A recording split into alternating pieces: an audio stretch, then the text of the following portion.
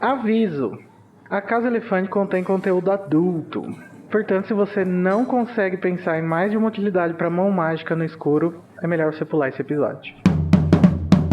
Olá! Boas-vindas à Casa Elefante! Puxa uma cadeira, pede um café e vem discutir a obra da J.K. Rowling, capítulo a capítulo com a gente! Hoje, o 4º capítulo de Harry Potter e a Câmara Secreta, na Floreios e Borrões.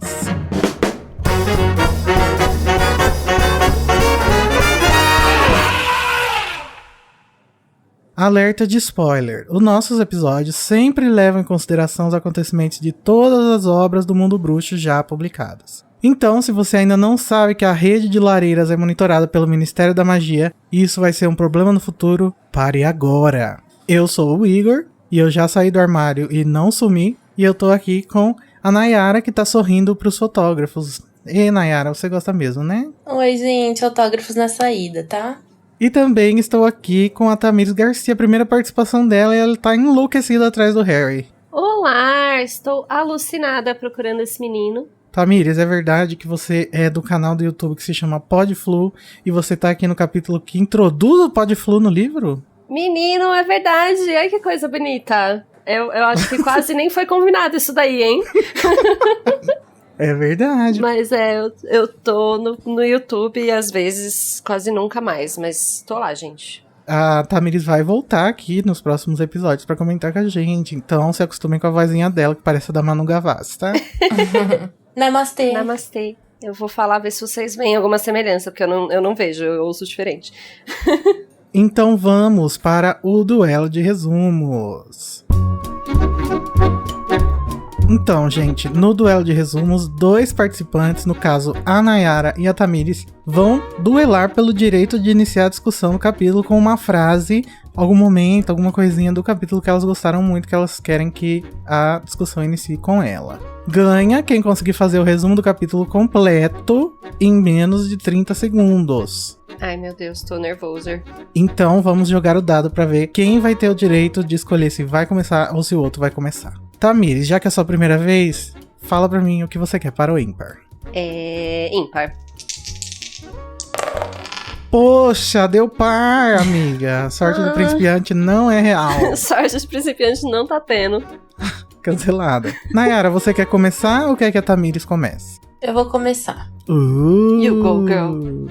Confiante. Então, Nayara, você vai tentar fazer um resumo de 30 segundos do capítulo Na Floreios e Borrões em 3, 2, 1, já! O Harry e os Weasley estão lá na toca, passando uns dias, fazendo alguns serviços que a senhora Weasley manda eles fazerem.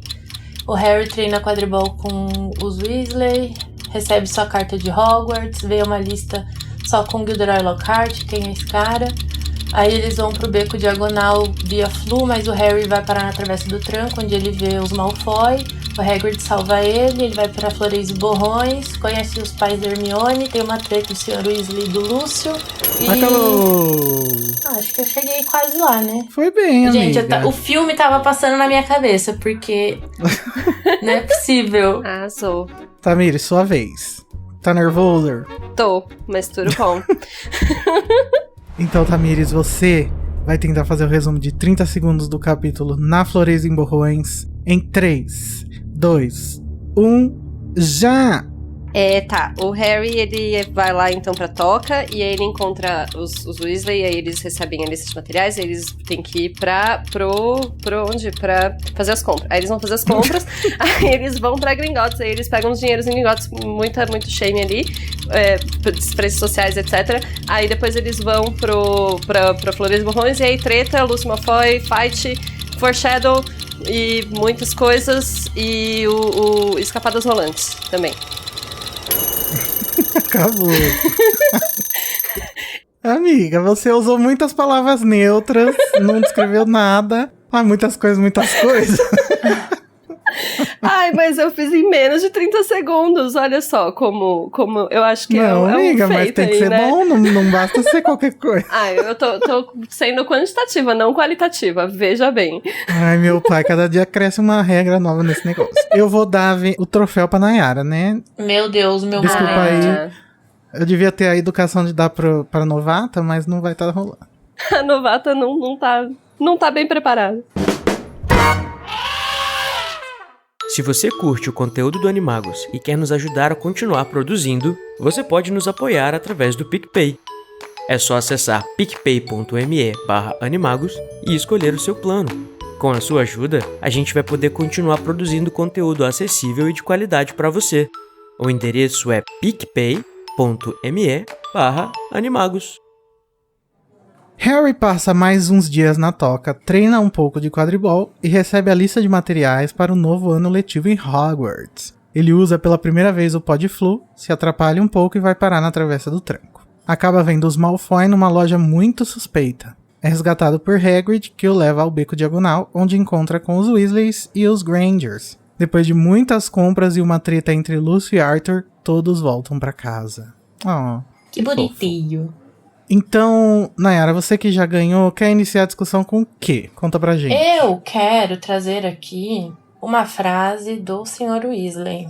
Qual? Que é: quando o Sr. Malfoy fala pro Arthur: ora, veja, de que serve ser uma vergonha de bruxa se nem ao menos lhe pagam bem pra isso? E ele responde: nós temos ideias muito diferentes do que ser uma vergonha de bruxo, Malfoy. Slow clap pro Lacrou. Sr. Weasley. Eu acho interessante que essa frase que você trouxe, ela ilustra muito bem todo o tema desse capítulo, né? Que é, na verdade, desigualdade no mundo bruxo, né? Basicamente. Porque desde o começo, a gente tem o Harry comparando a vida dele que ele tá tendo temporariamente na toca com a vida dele nos Dursley e mostrando pra gente que nem sempre o que parece melhor pra olhos externos é melhor realmente pra quem vive lá dentro, né? Exatamente. Tanto que, pra quem vê de fora, talvez a casa dos Weasley seja um caos, mas na verdade ela é muito melhor do que a dos Dursley, que é toda organizada, mas só tem ódio. Exato. Eu acho muito legal isso, aliás, que é um paralelo que acontece muito. Aliás, um paralelo não, uma diferença muito grande entre a toca e a casa dos Dursley, né? Assim, aquela coisa higienista dos Dursley, de tudo tá impecável sempre e não tem nenhum tipo de acolhimento emocional. E a casa dos Weasley é o contrário, o acolhimento emocional é muito mais forte, mas aí a organização e não tem, né? E a parte financeira também, que daí tem a ver um pouco com a frase que a Nayara trouxe. É muito um mundo de aparências, né? Tanto os Dursley quanto os Malfoy, que eles são muito similares no contexto do mundo bruxo, né? Apesar de um ser uma família trouxa, o outro ser uma família bruxa. Mas na vida do Harry, eles são quase que a mesma coisa, né? Os equivalentes. É. Essa comparação que o Harry faz com os Malfoy, que no caso do primeiro livro era do Duda com o Draco, né? Ela era bem pequena, né? No primeiro livro. Agora ela vai se expandir um pouco mais. Pra Rowling poder comentar essa desigualdade. E eu acho muito interessante que a Rowling escolha esse segundo livro pra realmente começar de fato o world building, né? A criação do mundo. Ela tá usando esse livro inteiro pra mostrar que há desigualdade até mesmo no mundo bruxo, com racismo e a questão da escravidão dos elfos e tal. Uma Ela das tava coisas bem que eu ia militante. trazer era exatamente isso, porque a questão aí, nessa parte, ela é financeira. O Lúcio claramente está falando que o Arthur é pobre, mas tem uma diferença social também, né? Tem uma coisa de status, de o Lúcio ter aquela coisa do puro sangue, não sei o que apesar de o Weasley também ser, ele não tem o mesmo status social. Sim. É só por ele ter interesse em outra cultura, por assim dizer, né? Pelos trouxas, porque pra ele é totalmente diferente. Isso já vai introduzir um assunto que vai ser mais importante pra frente, que é o sangue ruins, né? Que vai chegar no ápice ali no momento que o Draco xinga a Hermione. Mas isso é daqui a algum Os tempo. preconceitos todos que estão aí nessa cultura tóxica. Aproveitando que a gente falou do momento em que o Draco chama a Hermione de sangue ruim, vamos falar sobre o Draco tá pedindo pro pai fazer alguma coisa pra ele entrar pro time da Sonserina, porque ele merece. Só que não. Ele mereceu. Então a gente vê aqui os primeiros sinais do que vai acontecer mais pra frente, que é o Lúcio sugerindo que ele compre uma vassoura Nimbus 2001 pro Draco, mas aí o Draco fala, mas que adianta, eu não sou do time, blá blá blá blá. Isso tudo vai culminar naquele capítulo da Hermione sendo xingada também, que a gente descobre que o Lúcio comprou o time, né? Uma baixaria.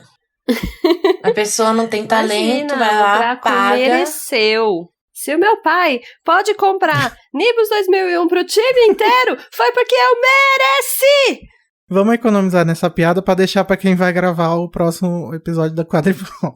Mas nesse mesmo diálogo, a gente ainda vê um lado low-key, assim, do comportamento dos Malfoy e da sociedade que era seguidor do Voldemort, né? Que é a questão de eles fingirem muito que eles não são contra o Harry. Tanto que, entre eles fingem isso, que o Lúcio fala, não é prudente demonstrar que não gosta do Harry Potter pros outros, quando tá ali na Borgins and Burkes. E depois ainda o Malfoy fala, tipo, não, eu não tenho problema nenhum com trouxas e blá blá blá. Mas sabe o que eu penso nisso? Que é tão, tipo, baixo nível do baixo nível. E eles estando, tipo, nessas condições, eles sabem as pessoas que estão ao redor deles. Então eles não confiam nessas pessoas. Porque, por exemplo, se ele fala mal do Harry ou qualquer outra coisa, e o Borgin escuta, e alguém do Ministério vai interrogar ele fala, mas o Malfoy teve aqui e falou isso.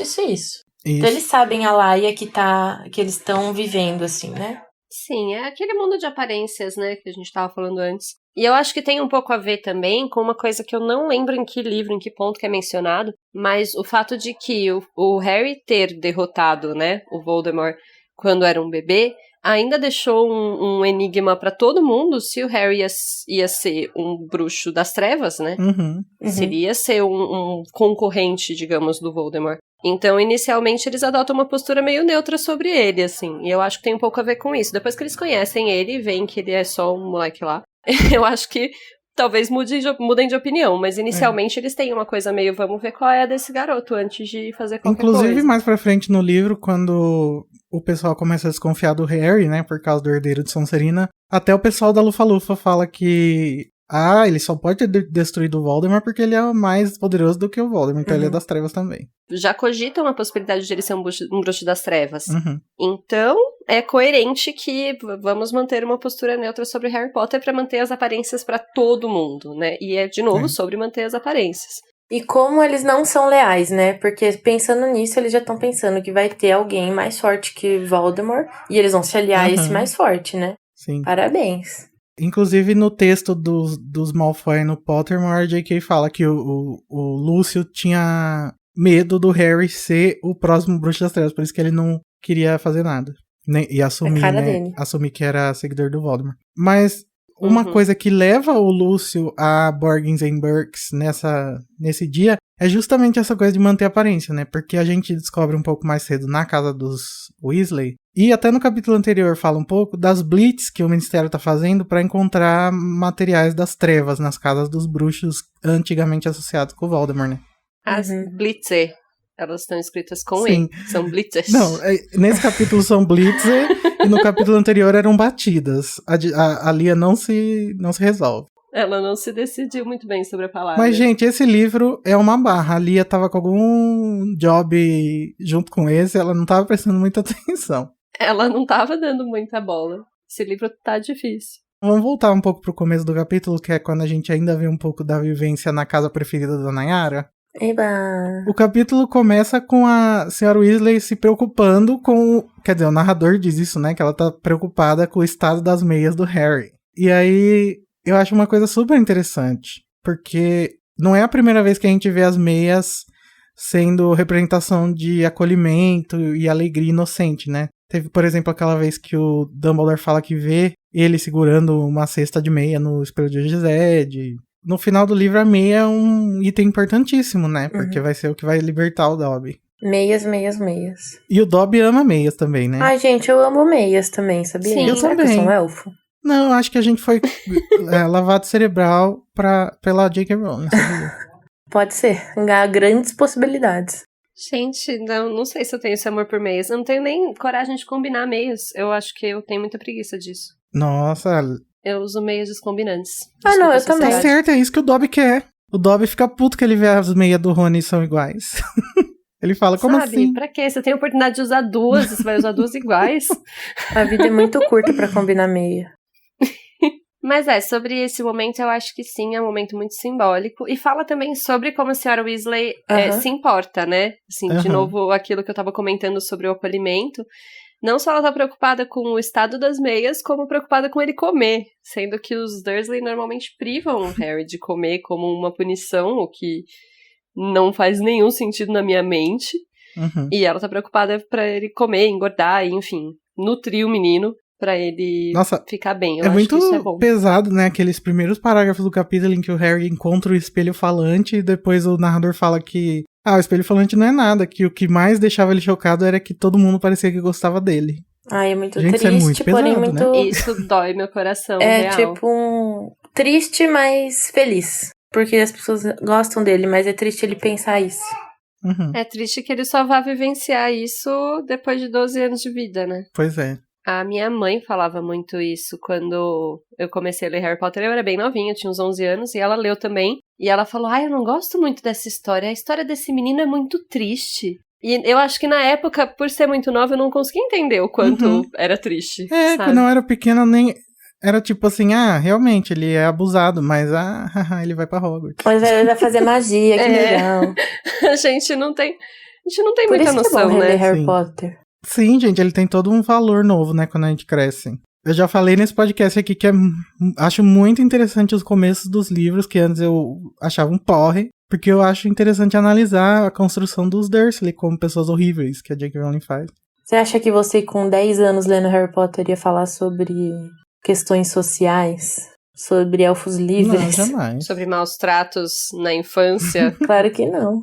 Mas, gente, falando de criança sequelada, a Gina tá sendo construída como uma pessoa completamente fora de si, né? Porque logo em seguida fala que a Gina, sem querer, derrubou uma tigela de mingau e que parecia que ela era muito mais propensa a derrubar as coisas quando o Harry tava perto. Ou seja, histérica, né? É uma pessoa perto do crush. Ai, gente, não. Amo Gina com crush. Seja discreta. Ela não conseguiu.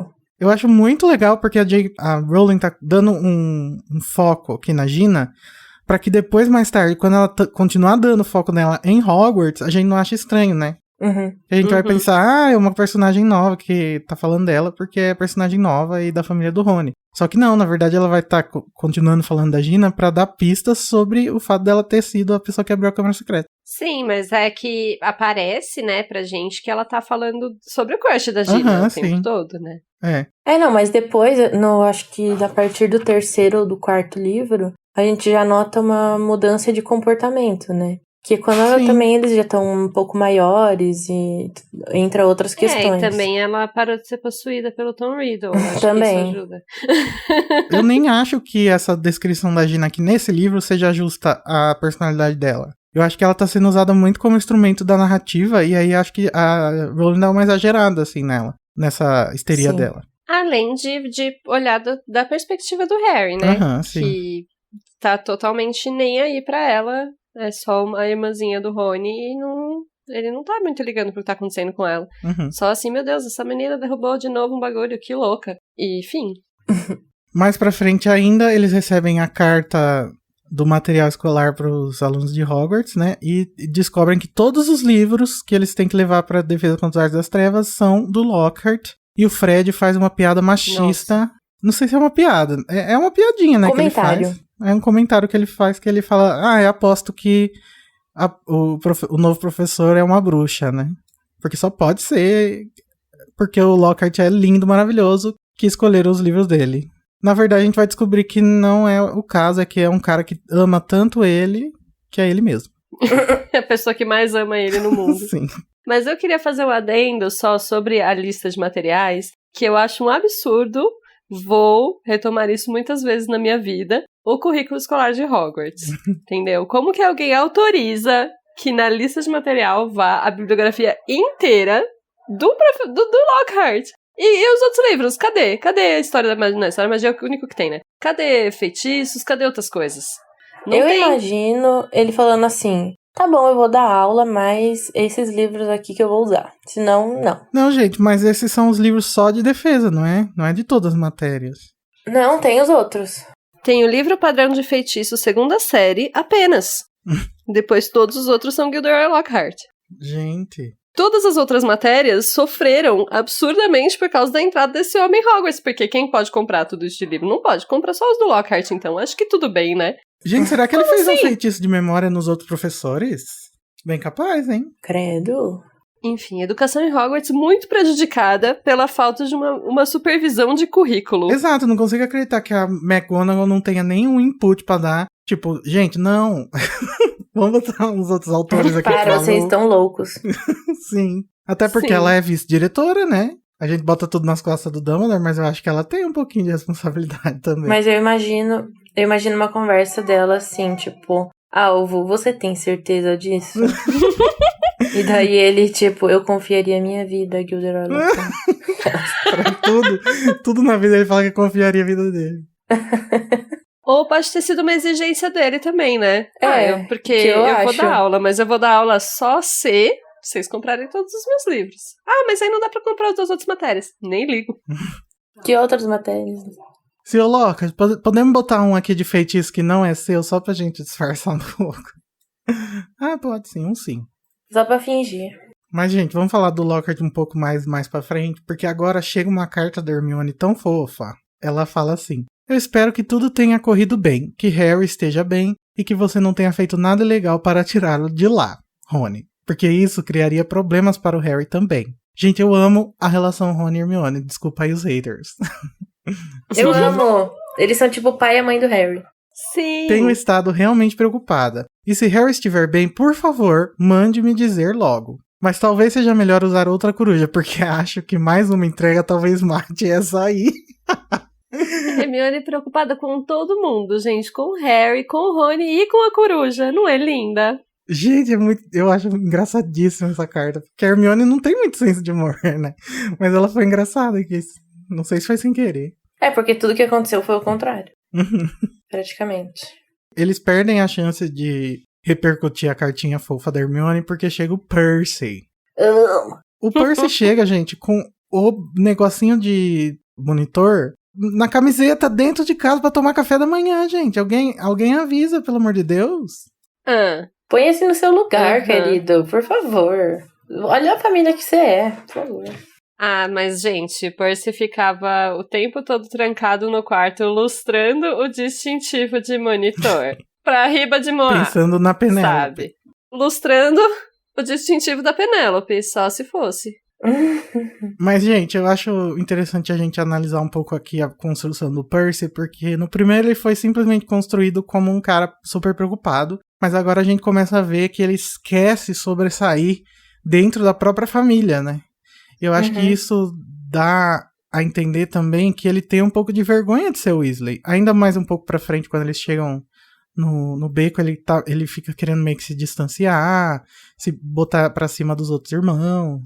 Uma construção muito, muito cedo, né, que a Rowling tá fazendo, porque isso só vai virar uma coisa importante lá no 6º, 7º livro, né? Ah, mas eu acho incrível porque não fica uma coisa abrupta, tipo, do nada, assim, nesse livro ele começou a ser babaca. Não, você já começa a ter isso lá, um pouquinho em Pedra Filosofal, mas é muito sutil. E daí aqui nesse fica um pouco mais forte.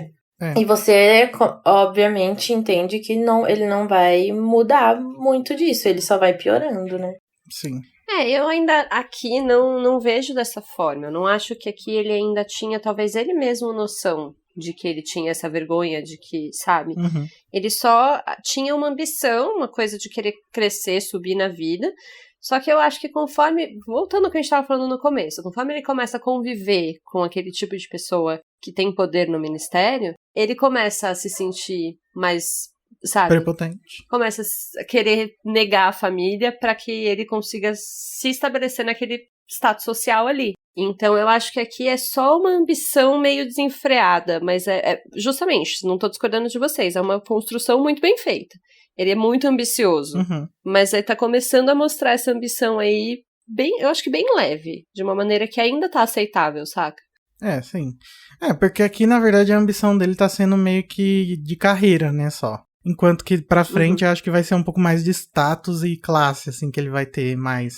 Não, tem uma parte mais pra frente que é quando o Harry e o Rony já estão transformados em Crabbe e Goyle e eles encontram o Percy no corredor. E daí ele fala assim, eu não vou ser atacado, eu sou o monitor. Querido, Sim. dane-se que você é o monitor. Ai, meu Deus, é tipo... É as muito... pessoas- Ai, Não vou falar sério. nada. Alienado, né? Porque ele não vai ser atacado porque ele é bruxo sangue puro, não porque ele é um monitor, no caso. É. É, mas eu acho que ele acredita mesmo nisso, Aham. né? Ele acredita de No fato poder que o do status distintivo. consegue blindá-lo de alguma forma. Eu fico me perguntando, será que o Percy se encaixa mesmo na Grifinória? Ai, eu tô em preguiça desse tipo de discussão porque eu sou ateu de casa. Não, mas você sabe, você conhece de casas, pelo menos, pra...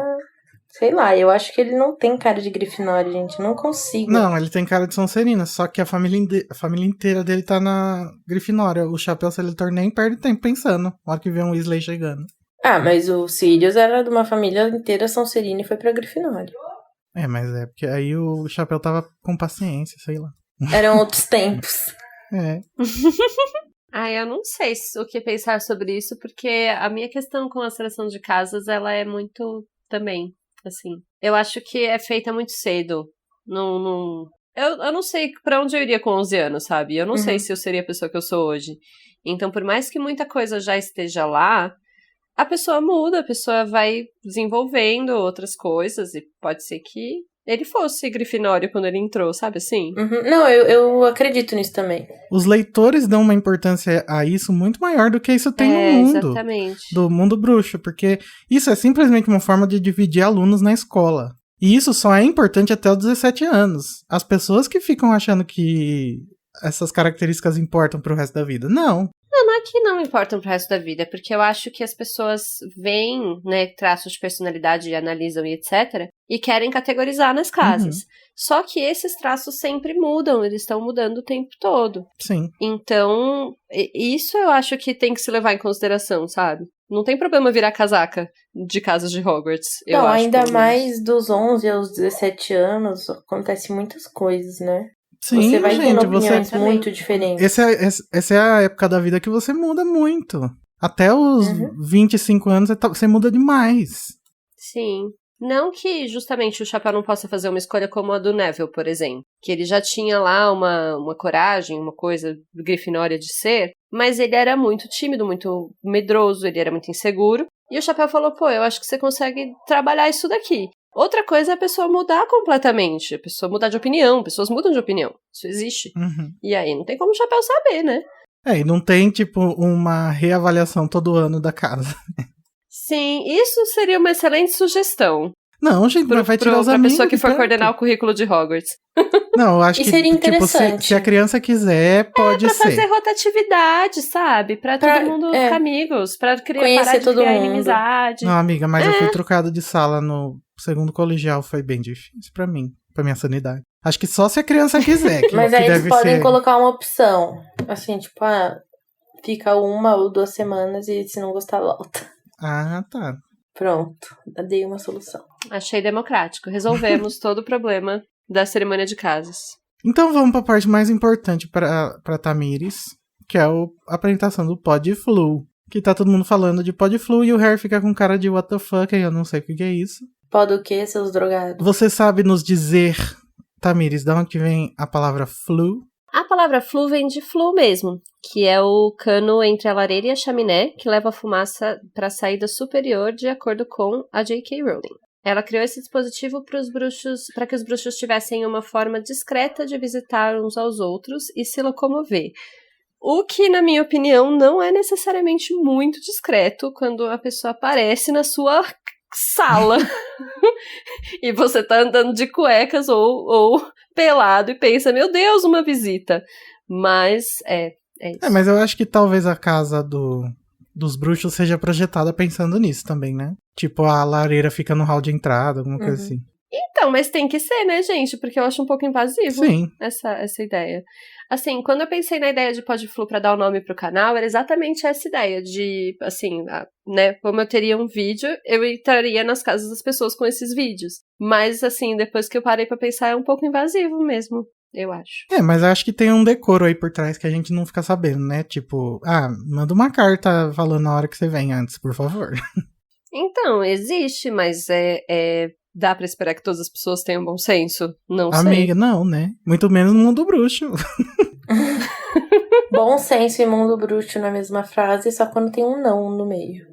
Eu acho muito estranha e bizarra a forma como ele funciona, porque você precisa falar, né? E o falar do Podflu parece que não é igual do feitiço, assim, que, por exemplo, se você falar um pouquinho errado, mas estiver pensando no feitiço certo, ele funciona. Não, se você gaguejar, ele já te manda pra um lugar errado. Sim, que é o que acontece com o pobre do menino Harry. Sim, então, como será que é seguro isso? E aí eu fui pesquisar, né, ler o texto da Rowling lá no Pottermore, que agora é Wizarding World, e tava falando que ela justamente gosta do Podflu por causa disso mesmo, porque não é seguro e porque é engraçado e ela gosta de coisas engraçadas. Ela adora colocar Coisas absurdas, né, no mundo bruxo. Que a pessoa vai parar num lugar totalmente diferente. E aí eu fiquei pensando também, por que raios foram levar o Grindelwald de carruagem de testralho, sendo que existe Podflu, existe chave de portal, existe um monte de coisa pelo jeito que você pode fazer, e foram fazer a coisa mais trouxa possível. Tudo bem que os negócios estavam voando, mas não tinha uma outra forma mais segura, gente, por favor. Ai, a Rowling sempre, eu acho meio enroladas as justificativas que ela dá pra essas coisas, assim. Ela fala, não, mas aqui tem que ter o trem, porque não tem como suportar a quantidade de pessoas. É só não todo mundo ir ao mesmo tempo, tipo, ela coloca uns transportes muito não legais, quando você tem transportes muito mais de boa, sabe? Mas é que quando não é muito problemático, que nem o negócio do trem, eu não me importo tanto. Mas aí quando eu vou assistir o Crimes de Grindelwald, isso fica me enchendo o meu saco na minha cabeça. Parece Fuga Entendeu? dos Trapalhões. Vai aparecer o Didi. E assim, se os Crimes de Grindelwald tivesse saído antes da invenção dos livros do Harry Potter, eu até entenderia. Tipo, ela inventou depois, foda-se. Mas não, tá consolidado o mundo já. Eu deixaria em aberto, porque eu acho realmente muito inconsistente essa coisa de transportes bruxos. Ela justifica que, não, porque você não pode desaparatar em uma certa distância, que isso e aquilo, mas sempre fica meio inconsistente. Eu não gosto. Sabe a desculpa que eu dou? Como é construído. É que o mundo bruxo é incompetente e pronto. Eu acho que não é muito diferente do nosso. Ainda no começo, quando eles estão falando do Podflu, o Sr. Weasley pergunta pro Harry sobre os tios dele trouxas, sobre a vida dos trouxas, né? E alguns membros da Casa Elefante estavam comentando que acham essa fetichização que o Sr. Weasley faz dos trouxas um pouco quase racista. O que você acha, Tami? Sim, a gente tava pensando um pouco sobre isso, porque tem uma coisa esquisita a ver com a forma como ele endeusa, né? Assim, a gente tende a achar que é bonitinho, que o Sr. Weasley gosta de trouxas e, não sei o quê, qual a função de um patinho de borracha? Mas, ao mesmo tempo, ele fetichiza tanto que acaba sendo inconveniente, né? Acaba sendo, não sei, eu acho que para as pessoas que lidam com isso diariamente, com racismo, com machismo, etc., tem esse efeito inverso, né? Tem uma pessoa que tá, por exemplo, apoiando o movimento, eu vou falar de feminismo, porque eu acho que é o que eu posso falar. Uma pessoa que tá apoiando o movimento feminista, e uma pessoa que tá assim, não, mulheres são maravilhosas, mulheres são deusas, e você tá assim, querido, calma, tá tudo bem, a gente é só pessoa mesmo. E então eu acho que eu vejo um pouco disso no discurso do Sr. Weasley sobre trouxas, né? Como talvez na cultura dele seja marginalizado uma pessoa que goste de trouxas por qualquer motivo, ele acaba sendo um pouco over, assim. Vocês concordam? Eu concordo que tem isso, que eu acho que esse paralelo pode ser realmente feito, só que eu não acho que é problemático, não. Porque eu acho que, assim, trazendo isso pra nossa realidade, uma pessoa que não entende muito sobre o movimento LGBT, e aí ele fica falando coisas pra dizer que ele apoia o movimento LGBT, só que ele acaba passando do ponto, né? Falando, sendo chato. No caso de pessoas LGBT, não fica inconveniente, por exemplo, aquela mulher que, eu adoro ter amigo gay, porque amigos gays são ótimos e fetichiza o amigo gay, por exemplo. Eu entendo o que você quer dizer e eu concordo, só que nesse caso, eu entendo que ele não tem convívio com trouxas, eu nem sei se ele conhece trouxas. Então, talvez a informação que ele tenha é o que o mundo bruxo oferece pra ele. Então, por exemplo, revistinhas lá, igual o Rony tem do trouxa malucado. Talvez essas sejam as referências que ele tenha. Então, ele conhecer alguém que convive com trouxas, ele talvez traga essas referências, o que aí não é legal, entendeu? Porque a gente sabe que não é assim, que a gente é trouxa. Mas é que a gente não vê isso, Então, né? mas isso é uma maneira de estereotipar, né? Por mais que seja um estereótipo supostamente positivo, ainda é um estereótipo. Sim. E isso eu acho que é sempre bom. Por mais que eu goste muito do Sr. Weasley, goste muito de como ele não tem um preconceito, mesmo que a cultura dele diga que é pra ele ter, ele passa um pouco do limite, sabe? Uhum. Não, mas continuando aquela história do LGBT, eu acho que, assim, essa mulher que trata o amigo gay como chaveirinho pra dizer que ela não é homofóbica, eu acho que é errado, só que pra mim, essas pessoas, elas ainda estão mais próximas de mim do que o Bolsonaro, entendeu? Não, exato, por isso que eu falei, o negócio do Sr. Weasley, não é isso, é só, eu acho bom pontuar que isso acontece, a pessoa às vezes na boa intenção acaba estereotipando de um outro jeito, né? Eu acho que enquanto esse negócio do Sr. Weasley vem de um fascínio inocente, esse negócio da amiga tratar alguém como chaveiro já não é inocente, porque ela tá convivendo com essa pessoa, teoricamente, e ela não tá tratando ele como uma outra pessoa, ele tá tratando ele como uma parte da sua própria personalidade. Já o Sr. Weasley não, né? Eu acho que o Sr. Weasley tem um fascínio meio que científico, assim, mais além do que, sei lá, de status. Tipo, eu tenho amigos trouxas. Eu acho que falar de científico é um pouco pano demais a ser passado, né? Por quê, amiga? Ele trabalha com isso. Ele trabalha com isso, mas ele trabalha com isso pelo fetiche que ele tem. Será que não é o contrário? Dele ter esse fetiche por causa do trabalho?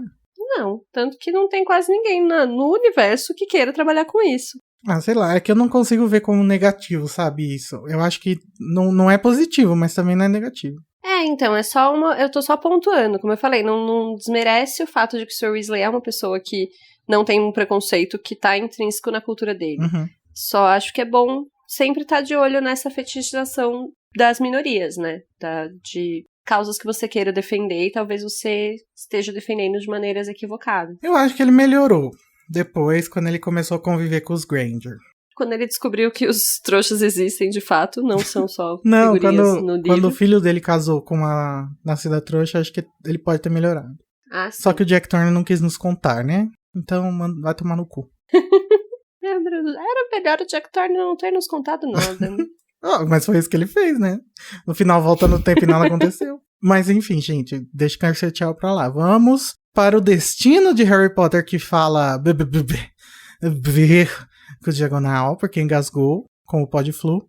Inclusive, gente, olha só, não use o mesmo potinho de Podflu de outras pessoas, principalmente na crise do coronavírus. Pega um potinho pra cada um, tá? Porque senão vocês vão transmitir o vírus. Na verdade, melhor nem usar, nem sair de casa, né, gente? Não sai de casa, guarda seu Podflu, economiza. Aproveitando pra conscientizar aqui durante o episódio, gente. No final a gente fala mais sobre isso. Mas o destino do Harry é a conhecida no filme como Biboca Diagonal, a Travessa do Tranco.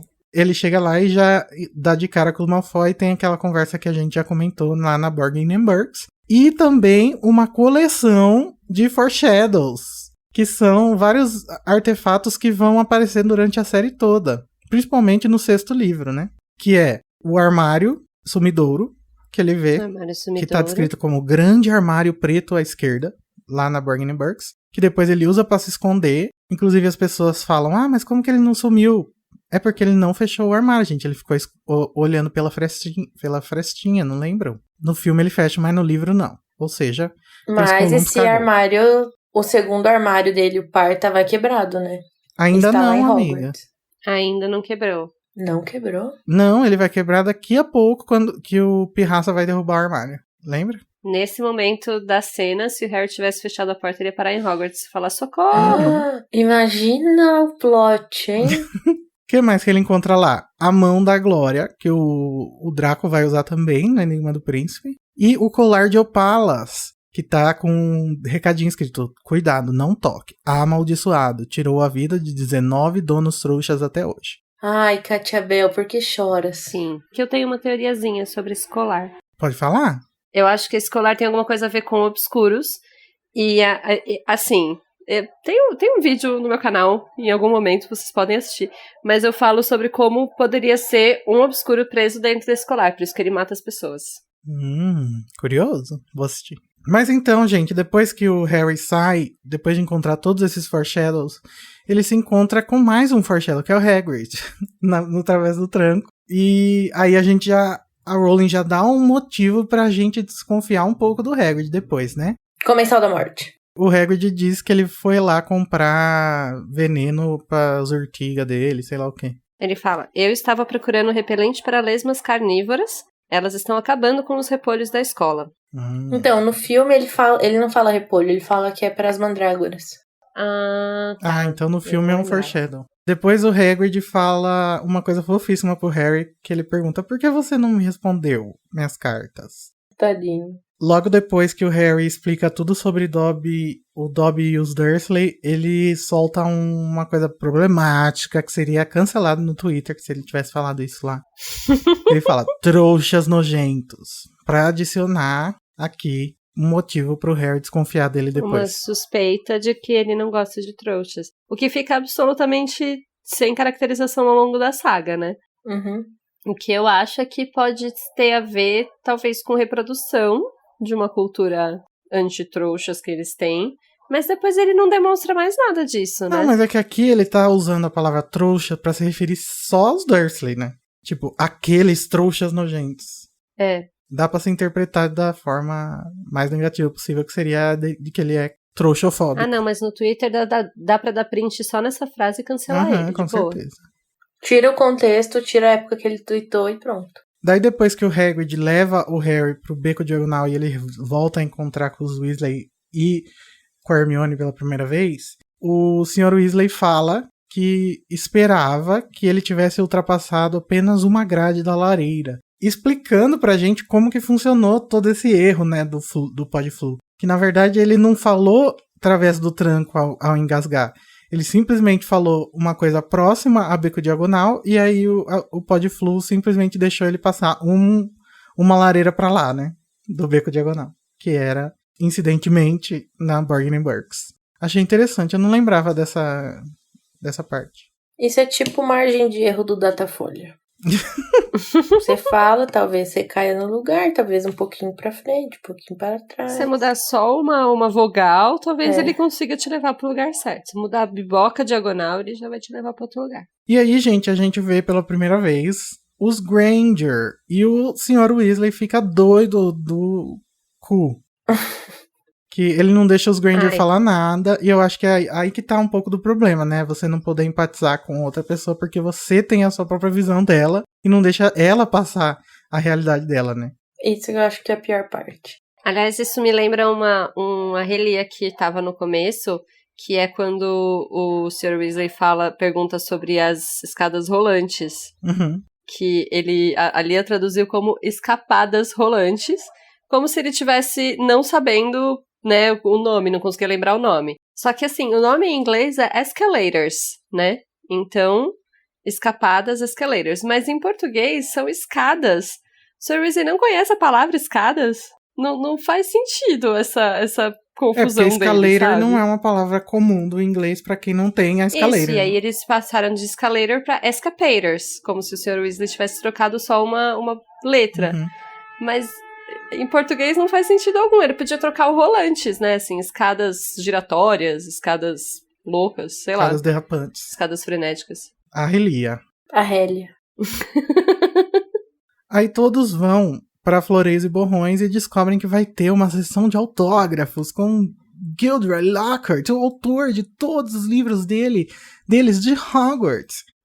E aí, meu Deus! A hora que o Lockhart vê que Harry, uma ameaça à sua publicidade, chegou na loja, ele chama, vamos tirar uma foto junto, vamos fazer uma collab aqui agora pro meu canal, você faz também uma pro seu, e a gente sai na primeira página do Profeta Diário. Ele já começa a redigir a matéria, que é muito ridículo. Obviamente, como um bom blogueiro, ele já sabe o que vai ser dito, né? Só faltou a pena da Rita Skeeter ali, né?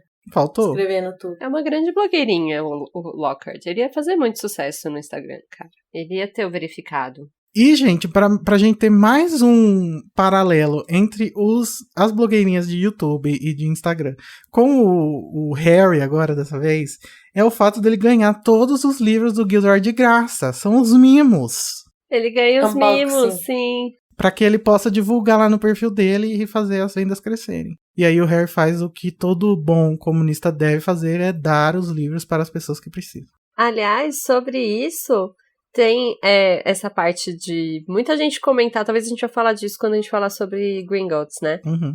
Só pra pontuar, que as pessoas acham muito que o Harry tinha que dar todo o dinheiro dele, né? Pros Weasley e dar todos os livros e tal. E é meio inconsistente, né? Ele deu os livros que ele ganhou, que ele não ia usar. Mas enfim, ele nem pediu pra estar lá, nem pediu pra tirar foto com ninguém. Deixa o menino.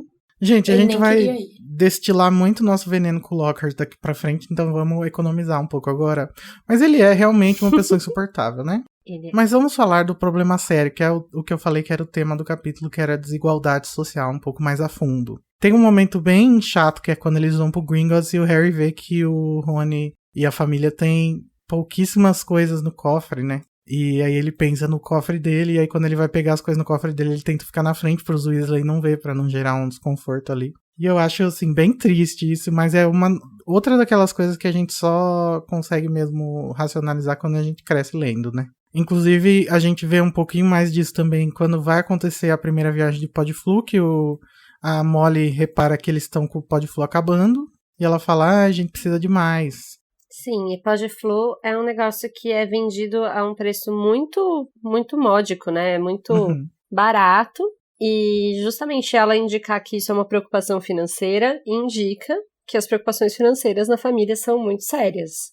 Apesar de que, na verdade, o Podflu para uma família de 9 pessoas, qualquer baratice não vai fazer muita diferença, né? Pois é, a questão da família Weasley é muito complicada porque eu não sei se é colocada que eles têm dificuldades financeiras por causa do fato deles terem muitos filhos, ou se a Molly e o Arthur já tinham dificuldades financeiras antes, já não eram famílias de status social muito alto.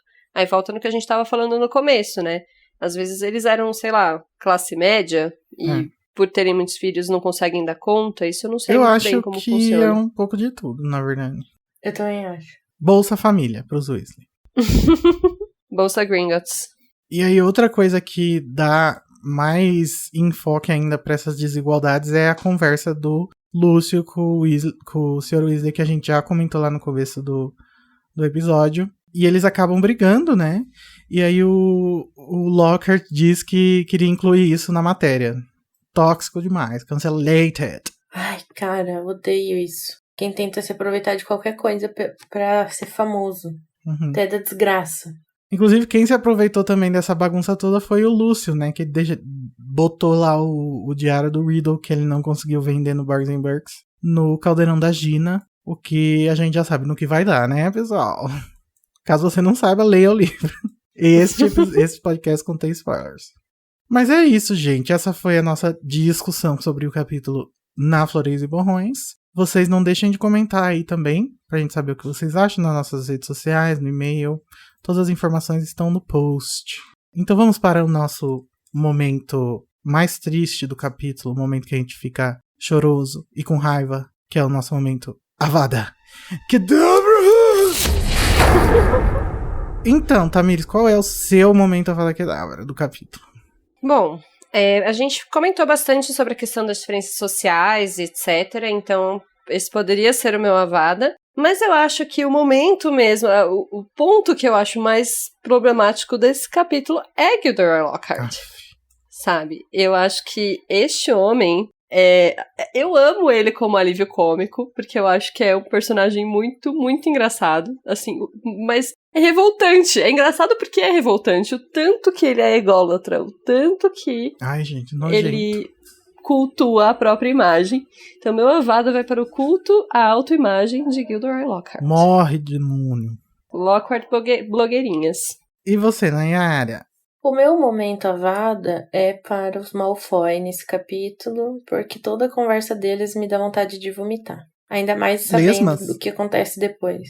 Vomita lesma, vomita bigato, vomita qualquer coisa, Bigato. entendeu? Eles Coroa. me dão náuseas. Vomita coroa.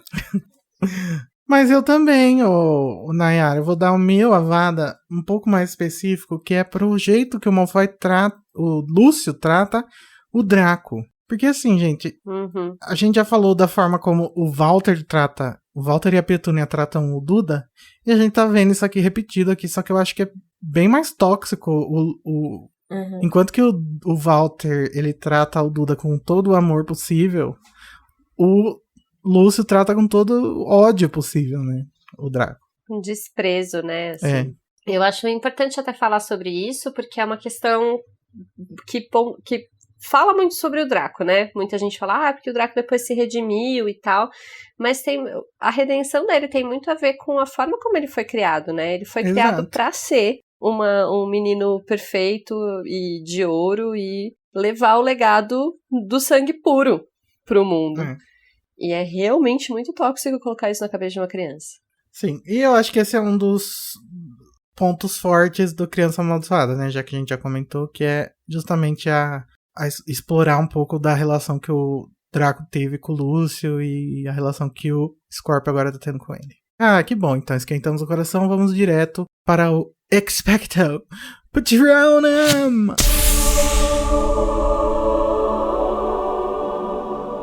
Que é aquele momento que a gente fala sobre as coisas que a gente gostou, as coisas felizes que a gente precisa pensar para poder conjurar um patrono corpóreo e bonito. Começa agora com você, Nayara. Qual é o seu Expecto Patronum? Eu tenho 2, não sei qual escolher, então vou falar os 2.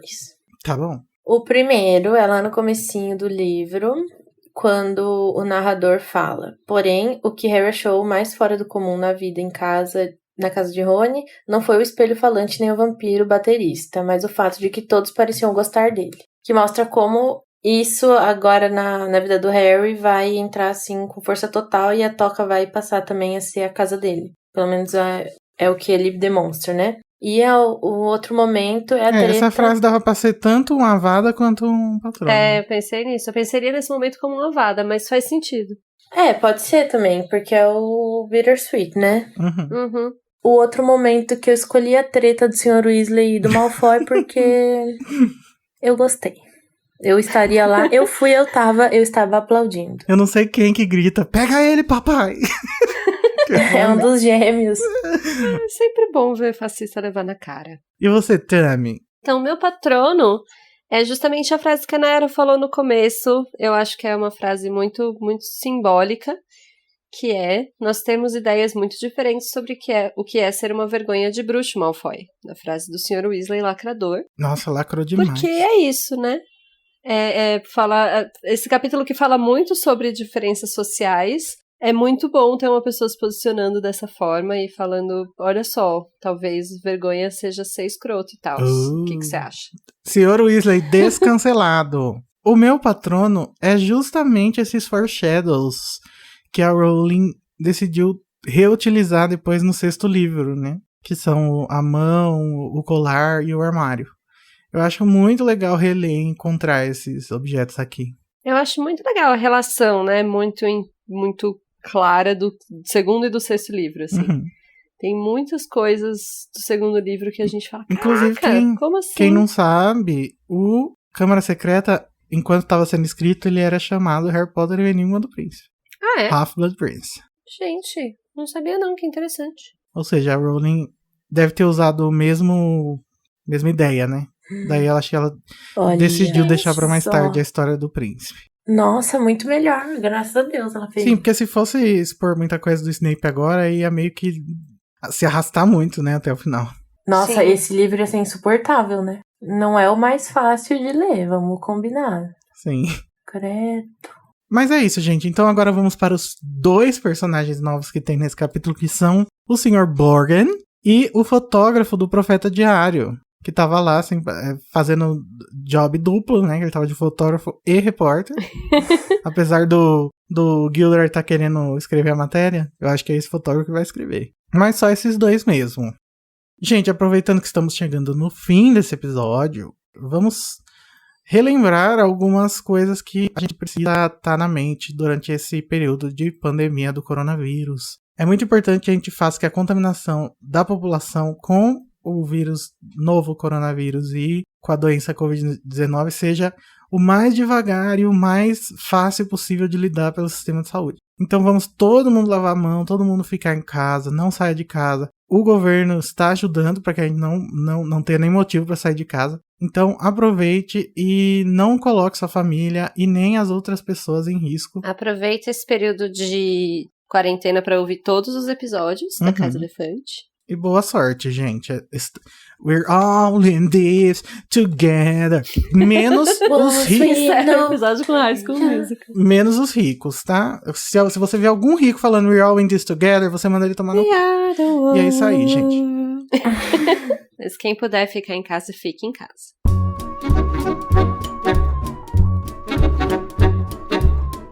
Estes foram os comentários do capítulo 4. Deixa os seus aí também, gente. E até a semana que vem, quando a gente vai falar sobre o capítulo 5, O Salgueiro Lurador. Tchau! Tchau, pessoal!